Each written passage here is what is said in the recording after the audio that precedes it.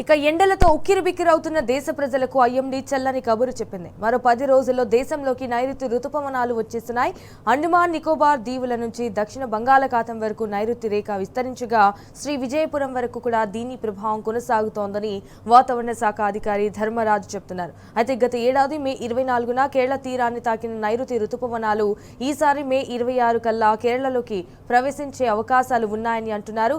రుతుపవనాల రాకలో 4 రోజుల వ్యత్యాసం అంటున్న వాతావరణ శాఖ అధికారి ధర్మరాజుతో మా ప్రతినిధి అరవింద్ ఫేస్ టు ఫేస్. ప్రజలకు వాతావరణ శాఖ చల్లని కబురు చెప్పింది. నైరుతి ఋతుపవనాలు కూడా భారతదేశంలో కొన్ని ప్రాంతాల్లో మాత్రం వర్షాలు పడే అవకాశాలు ఎక్కువగా ఉన్నాయి. అటు మే 26 తర్వాత కూడా అటు భారతదేశంలో కానీ అటు తెలంగాణ రాష్ట్రంలో కానీ నైరుతి ఋతుపవనాల వల్ల కూడా అత్యధికంగా వర్షాలు పడే అవకాశం ఉన్నాయి. మనతో వాతావరణ శాఖ అధికారులు వారు రెడీ తెలుసుకున్నాం. సార్ చెప్పండి సార్, ఏదైతే సౌత్ వెస్ట్ మాన్సూన్ వల్ల ఎన్ని ప్రాంతాలలో వర్షం పడుతుంది, ఎప్పటి నుండి స్టార్ట్ అవుతుంది? ప్రస్తుతం కనుక చూసుకున్నట్లయితే ఈ నైరుతి ఋతుపవనాలు అనేవి ఇటు అండమాన్ నికోబార్ నుంచి దక్షిణ బంగాళాఖాతం వరకు కూడా వ్యాపించి ఒక విధంగా చూసుకున్నట్లయితే ఇటు శ్రీ విజయపురం వరకు కూడా కొనసాగుతున్నాయి.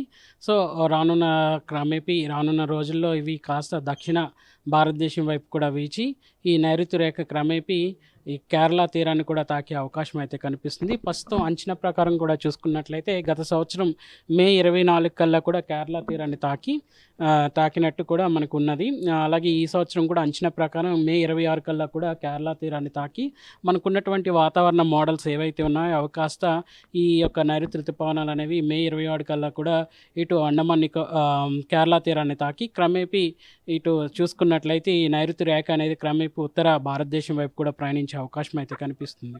సార్ ప్రధానంగా మే 26 అంటున్నారు కదా సార్, మే 26కు ప్లస్ ఆర్ మైనస్ ఉంటుందా సార్? ఎగ్జాక్ట్లీ అదే డేట్ నుంచి కూడా వర్షాలు పడే అవకాశాలు ఉంటాయి సార్? గత సంవత్సరం కూడా చూసుకున్నట్లయితే మనం సుమారు 2020 నుంచి 25 వరకు కూడా తీసుకున్నట్లయితే మనకి ఉన్నటువంటి ఈ యొక్క ఆధునిక పరిజ్ఞానంలో ఈ యొక్క వాతావరణ మోడల్స్ ఏవి చూపిస్తున్నాయంటే మనకి 4 రోజుల వ్యవధి ప్లస్ ఆర్ మైనస్ 4 రోజుల వ్యవధిలో ముందస్తుగా కానీ కొంచెం వెనకస్తుగా కానీ కేరళ తీరాన్ని తాకుతాయి.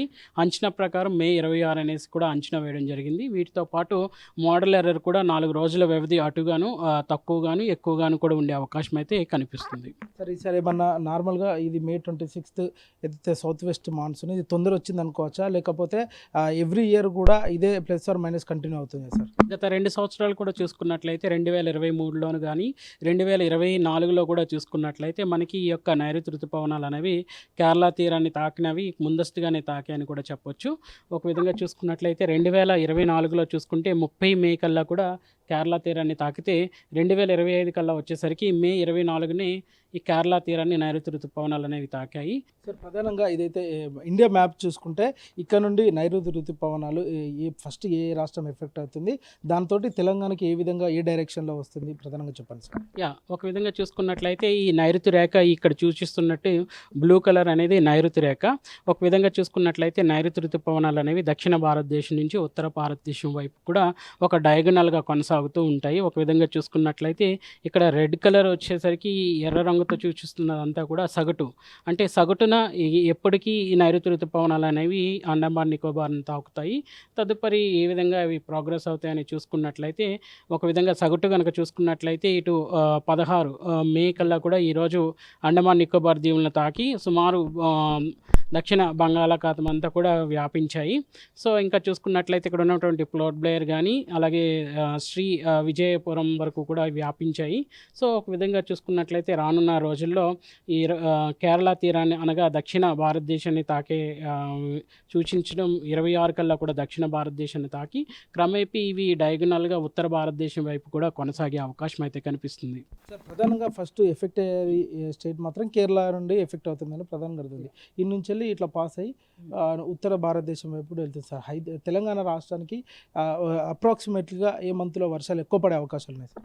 ముఖ్యంగా చూసుకున్నట్లయితే ఈ నైరుతి రేఖ అనేది దక్షిణ భారతదేశం అనగానే కేరళని తాకిన తర్వాత 4 నుంచి 5 రోజుల వ్యవధిలో తెలంగాణ రాష్ట్రాన్ని కూడా తాకే అవకాశం అయితే కనిపిస్తుంది. ప్రస్తుతం కనుక చూసుకున్నట్లయితే ఇది ముందస్తుగా ఆంధ్రప్రదేశ్ రాయలసీమ పరిసర ప్రాంతాలని తాకి తదుపరి కనుక చూసుకున్నట్లయితే తెలంగాణ భూభాగాల వైపు కొనసాగుతూ ఉంటుంది. సో ఒక విధంగా విధంగా చూసుకున్నట్లయితే నైరుతి రేఖ కేరళ తీరాన్ని తాకిన 4 నుంచి 5 రోజుల వ్యవధిలో ఇటు మన తెలంగాణ రాష్ట్రానికి కూడా తాకే అవకాశం కనిపిస్తుంది. ప్రధానంగా ఈ ఐఓడి అది పాజిటివ్ కింద వస్తుందా సార్, లేకపోతే నెగిటివ్ కింద వస్తుంది? ప్రస్తుతం కనుక చూసుకున్నట్లయితే ఉన్నటువంటి సముద్రం మీద ఉన్నటువంటి కండిషన్స్ అన్నీ కూడా ప్రస్తుతం ఎలినో కండిషన్స్ ఎక్కువగా ఫామ్ అవ్వడానికి ఛాన్సెస్ ఉన్నాయి. తదుపరి కనుక చూసుకున్నట్లయితే ఈ ఐఓడి కండిషన్స్ కూడా క్రమేపీ బలపడే అవకాశం కూడా కనిపిస్తుంది.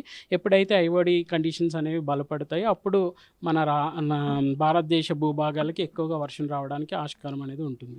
చివరిగా వాతావరణ శాఖ అధికారిగా ప్రజలందరికీ కానీ అటు రాష్ట్ర ప్రజలకు కానీ ఏ విధంగా హెచ్చరికలు జారీ చేస్తారు? ఇప్పటికీ మనకి చూసుకున్నట్లయితే ఈ నైరుతి ఋతుపవనాలకు సంబంధించి 13 ఏప్రిల్లోనే మనకి మొదటి నివేదిక అనేది కూడా ఇవ్వడం జరిగింది.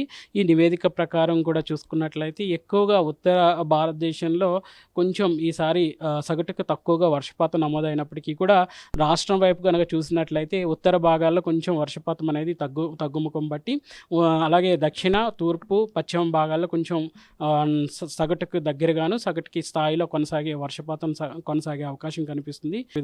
ఈ విధంగా మనం ఎప్పుడైతే వాటర్ డెఫిసిట్ అంటే మనకి ఈ విధంగా ఈ సంవత్సరం వాటర్ అనేది తక్కువగా ఉంటుంది కాబట్టి ఈ నైరుతి ఋతుపవనాల్లో మనం పంటలు ఎక్కువగా వాటర్తో పండించే పంటలు కాకుండా తక్కువ వాటర్తో ఎక్కువ రాబడి ఇచ్చేటువంటి పంటలు పండించుకోవాలనేసి కూడా రైతులకు సూచించడం జరుగుతూ ఉంటుంది. రైట్. ఏదైతే చూసుకుంటే ఇప్పటికే నైరుతి ఋతుపవనాలు మే 26 తర్వాత కూడా భారతదేశాన్ని తాకే పరిస్థితి కూడా కనిపిస్తున్నాయి. అటు అండమాన్ నికోబార్లో కూడా ఇప్పటికే నైరుతి ఋతుపవనాలు తాకే అన్నట్టు కూడా ఇప్పటికే వాతావరణ అధికారులు తెలియజేశారు. ఏమైనప్పుడు కూడా అటు రాష్ట్రంలో కూడా సూపర్ ఎల్నినో ప్రభావం ఉంటుందంటే అటు భారతదేశానికి కూడా సూపర్ ఎల్నినో ప్రభావం ఉంటుంది. అటు దీంతో కూడా కొంచెం కరువు వచ్చే పరిస్థితి కూడా కనిపిస్తుంది. అటు వర్షాలు కూడా కొంచెం తక్కువ ముఖంగా పట్టే అవకాశాలు కూడా ఉన్నాయంటూ కూడా వాతావరణ అధికారులు తెలియజేశారు. ఏదేమైనప్పుడు కూడా అటు రాష్ట్రంలో మాత్రం ఇటు హైదరాబాద్ అంటే ఇది తెలంగాణ రాష్ట్రంలో పాటు భారతదేశంలో కూడా కొన్ని ప్రాంతాల్లో మాత్రం వర్షాలు కూడా ఉంటాయి. దానితో పాటు కూడా ఎండ తీవ్రత కూడా ఉంటుందంటూ కూడా ఇప్పటికే వాతావరణ అధికారులు తెలియజేశారు. వీడియో జర్నలిస్ట్ గోపాల్తో అరవింద్ టీ న్యూస్, హైదరాబాద్.